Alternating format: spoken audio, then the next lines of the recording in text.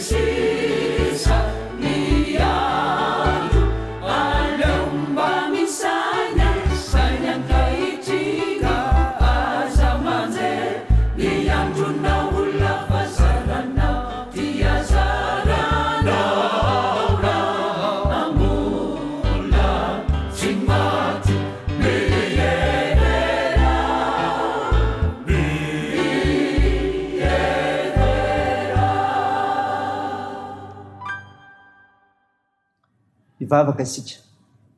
Rytombandriamanitra io, Andriamanitra mpampianatra ianao. Saotra anao zany amin'ny fandaminanao ny fiainanay, fa afaka mivelona amin'ny fona anao ary mijoro vavolombelonao amin'izany koa izahay. Miteranao zay tompo mankalaza eny mame voninahitsinarynao masina fa mendrika ho anao zany. Tompo, be fahatsoanay ko mifona aminao, mamelany elikay, mamindrafo aminay. Fa namaso no midira ty anatinay, raha iaino sy indray niavatra tsara avy amin'ny mofinainy izay, aizanay manitsy ny dianay, aizanay manaraka ny sitraponao. Mitenena tompo, fa voninkiananao izahay. Aminaran'i Jesosy Kristy tonga sy mamonjy anay naovanay izany mivavaka izany. Amen. Ny mofinainao antsika amin'ity ity ry havana malala dia ho hitanao ny filazantsara araka amin'ny Matio. Matio 5:10 ny 1 ka hatramin'ny 7. Mivaky toy izao aminaran'i Jesosy. Dia nakeo amin'i Jesosy ny Fariseo sy ny mpandora-dalàna sasany avy tany Jerosalema ka nanao hoe, nahoana ny mpianatra ao no mandika fampianarana voatolotry ny razana, fa tsy mba manasa tanana izy raha hihinan-kanina. Ary izy namarika nanao tamin'ny hoe, nahoana kosa ianareo no mandika ny didin'Andriamanitra no fampianarana voatolotra anareo? Fa Andriamanitra efa nanao hoe, manaja ny rainao sy ny reninao, ary koa izay miteny ratsy ny rainy sy ny reny dia atao maty tokoa.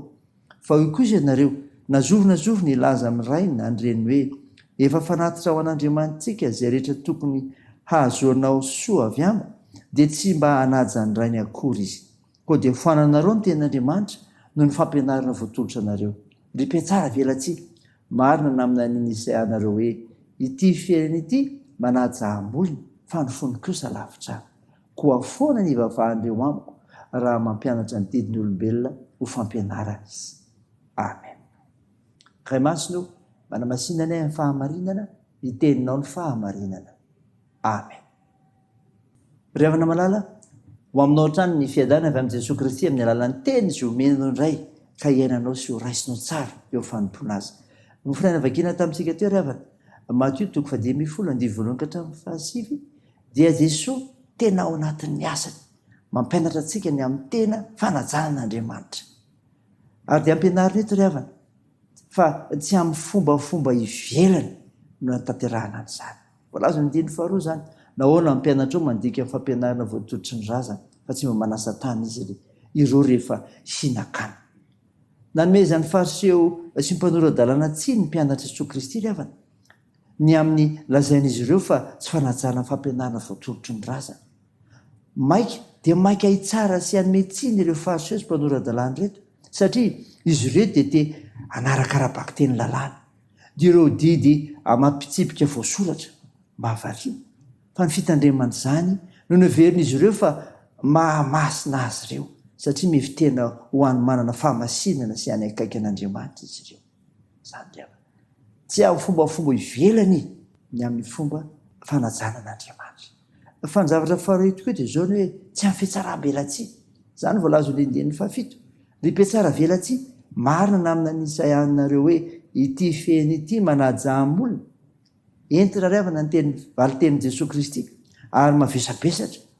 Nindramin' Jesosy ny teny nisy ampaminany, entina manio amin'reto Fariseo sy mpanora-dalàna reto, fa sena fanajanan'Andriamanitra avy eo am-po, vokatry ny fitiavan'Andriamanitra sy ny fahatahorana azy, fa tsy hoe filandera imason'ny olombelona fotsiny, satria manana titatra, mpitandriny, dekony, mpiandry, tokony ampanarahana ny ambara sy ny atao. Tsy miseho masina ivelany amin'ny fitafiana miavaka no ny any hafa, tahaka ny amin'ny Fariseo, na fity teodiraina ho tena mpivavaka, fa ny fo anaty no feno fahamasinana sy fanajanan'Andriamanitra sy mangetaeta noho ny didiny. Tandremo fa mahazo teny mihitsy avy amin'ny Jesosy ny amin'izany. Dinio zany rehefa raisindray ten'Andriamanitra ny voninahitra. Amen. Dia hivavaka isika. Andriamanitra, nisaotra ny amin'ny ofinaina nomena anay izay nampianaran'i Jesosy ny tena fanajananao Andriamanitra, tsy amin'ny fombafomba ivelany sy tsy amin'ny fihetsaram-belatsia. Mivavaka aminao izay ny amin'ny asa nomenao anay, velomanay, amelomanay ny ankonanay nomenao anay koa.